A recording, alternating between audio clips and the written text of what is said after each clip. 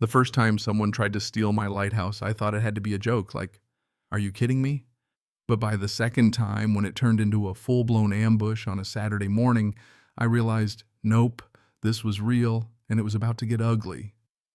I was halfway through replacing some rusted bolts on the catwalk railing, just minding my own business. Grease on my hands, salt wind in my face when I heard tires crunching up my gravel drive. Not one car, but three rolling up like they owned the place. And leading the pack, a silver Lexus with a vanity plate that spelled out Rules 1. You can't make this stuff up.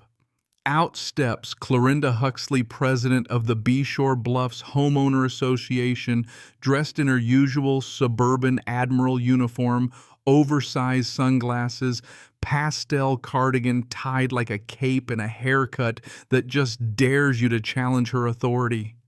Behind her, the rest of the HOA council looking more ready for brunch at the club than a standoff on someone else's property. I wiped my hands and started down the path. "Clorinda, you're trespassing," I said, keeping my voice flat. She didn't blink.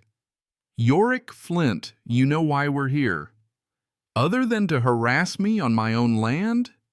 "No clue." She jabbed a finger toward my lighthouse, the one my grandfather built back in the 50s, before most of these folks were born. "That structure violates HOA regulations. Not in the approved color palette, taller than 30 feet, not on the original development plan. It must come down immediately." I just stared. That lighthouse was here before the HOA even existed, before most of the houses here, too. "Doesn't matter," she shot back. "It wasn't approved in the revised charter. It's unauthorized and eyesore, and it's coming down. You've got 72 hours or we'll do it for you." A wiry guy in the back, clipboard in hand, mumbled, "We've already contacted a contractor." My jaw clenched. That's criminal trespass, and you know it. Clorinda just raised a hand. "Yorick, don't be difficult. The HOA has jurisdiction. The shoreline is common scenic overlay." I let out a laugh. "No, it's not. See that anchor chained to the boulder? That's the original survey marker. This bluff was deeded to my family decades before the HOA. I've got the paperwork to prove it." Clorinda's face turned crimson. "Those documents are probably outdated. You'll need to submit them for legal review." "I don't answer to your board," I said. "Never have." She leaned in too close. "Don't be naive, Mr. Flint. The board has ways eminent domain back taxes zoning. We'll find something." That's when I stepped back and tapped my phone, activating the new security camera I'd put in last month after someone spray-painted "Bluff Hog" across my garage. "You're being recorded," I said, "so I hope you're proud of the threats you just made. When I take this to my attorney in the county, they're going to have a field day." Clorinda's mouth snapped shut. I turned and walked away, leaving them standing there looking like a flock of angry vultures. But I knew this was just round one. I spent all Sunday digging through my granddad's old files, blueprints, maps, notary seals, even a 1963 coastal rights agreement signed by the state. By Monday, I had a binder thick as a phone book. 9 a.m. sharp, I was at the county records office. The woman at the front desk just nodded. "You're the third one today. That HOA's filing nuisance claims left and right. One guy said his doghouse got cited for being too rustic." I slid my binder over. "This is about a lighthouse. They're trying to seize it." She didn't even blink, just sent me straight to zoning. Vince, the zoning guy, looked at my paperwork, his eyebrows crawling up his forehead. "You're sitting on ironclad rights. This bluff predates the HOA by 30 years. There's nothing in their charter that touches you." I told him about the scenic overlay excuse. He just snorted. "That overlay was invalidated 5 years ago. They know that. But they gamble. Most folks won't check." I left with notarized statements and a direct line to the state commission. That night I drafted a cease and desist letter and hand-delivered it to the HOA office, made sure the sheriff got a copy too. But the next morning, retaliation started. A bright orange, unapproved structure sticker slapped on my mailbox. Except here's the kicker: that mailbox was on a post my dad built in the 70s. And tampering with mail, that's a federal crime. The postal clerk nearly spat coffee when he saw the photos. That's a violation of Title 18, Section 1771. HOA did this. Yep. We'll file a report with the postal inspector.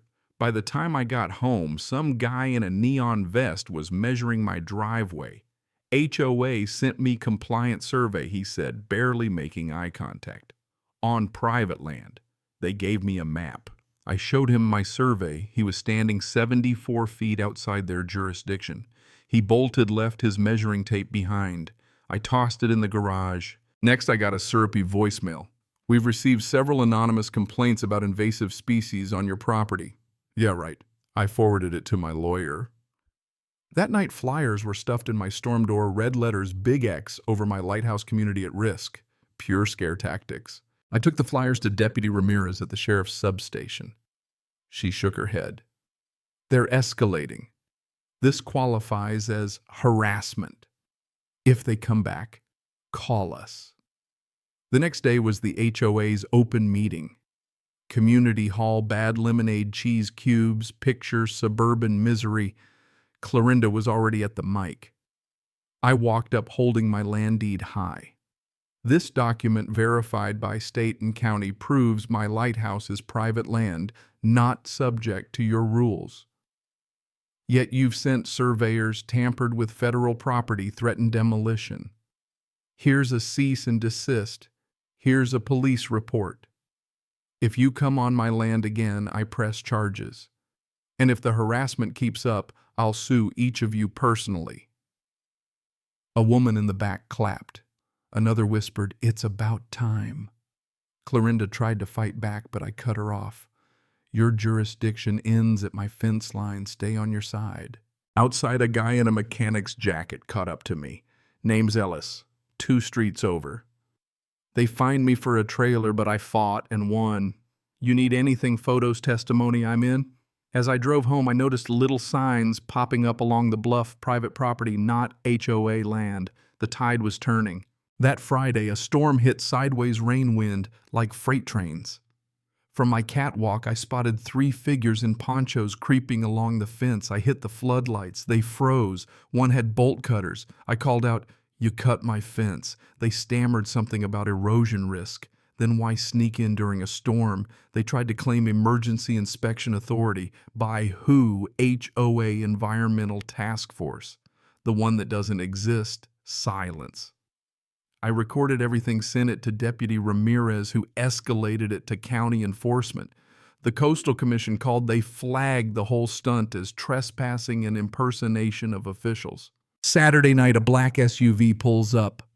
Out steps Julian Maroro, HOA's legal counsel, slick suit, courtroom swagger. The HOA has filed a petition for conditional annexation. Your lighthouse poses a maritime hazard. I almost laughed. Did Clorinda write this on a cocktail napkin? He tried to look serious, but I could see the panic. Preliminary hearing is scheduled. You'll want a lawyer? I'll see you in court. My attorney, Stella Rojos, took one look at their petition and cracked up. They're citing laws that don't exist. Maritime interference isn't a thing. We'll file for injunctive relief, demand an investigation. Hearing day came. The magistrate, tough as nails, looked at their paperwork and just tore it apart. No jurisdiction, no evidence, statutes repealed. I'm dismissing this with prejudice. Any further action and there will be consequences. Outside, Stella handed me the dismissal order. We can open a civil harassment case now. That night, someone chucked a rock through my workshop window. But the cameras caught it, license plate, everything. It was a board member's son. He confessed. Deputy Ramirez called. We're opening a criminal investigation into the HOA's leadership. Next week, subpoenas, office search records seized. The so-called Environmental Task Force, pure fiction. Fake inspection forms, paid actors, backdated letters. The DA held a press conference. The HOA is under investigation for fraud and harassment. Clorinda resigned the next morning. Half the board quit. Neighbors started stopping by Ellis, the nurse from down the street, even folks I barely knew. A guy brought a USB drive full of photos of the HOA's SUV busted. The community called a meeting this time not run by the HOA. They voted to dissolve the board. A temporary committee took over just basic stuff, trash maintenance. That's it. Everything else voluntary. I kept the lighthouse shining not because I had to, but because now it meant something. 2 weeks after the dust settled, Stella called. They just filed a motion in district court from Marrero personally. He's suing you for defamation, says you damaged his career. I laughed, but honestly it was a little unnerving. Stella said he's panicking. The state bar's opened a review. Don't worry, we'll counterfile. Court day came again. This time Marrero sat alone, suit wrinkled, no bravado left. The judge was all business. You want to proceed even with a criminal investigation pending against you? Marrero tried to weasel out, but Stella introduced sworn statements showing he personally drafted the bogus annexation and coached the board to break the law. The judge barely looked up. Mr. Marrero, this court is not your rehabilitation forum. Motion denied. Mr. Flint, you are free to file for damages. Stella handed me the order outside. If you want to hit back, you can. But I didn't. I didn't need to. The next morning, I got a letter. Marrero's license suspended pending ethics review. 2 days later, the DA announced charges for impersonation fraud and filing false instruments. Marrero was arrested. The rest of the old board scattered. The community committee rewrote the rules, no more patrols, no more fines, just neighbors helping neighbors. I agreed to host the first town gathering at my place. We cleared the bluff, strung up lanterns on the lighthouse deck, set out tables and sandwiches. Folks I'd never talked to stayed long after sunset.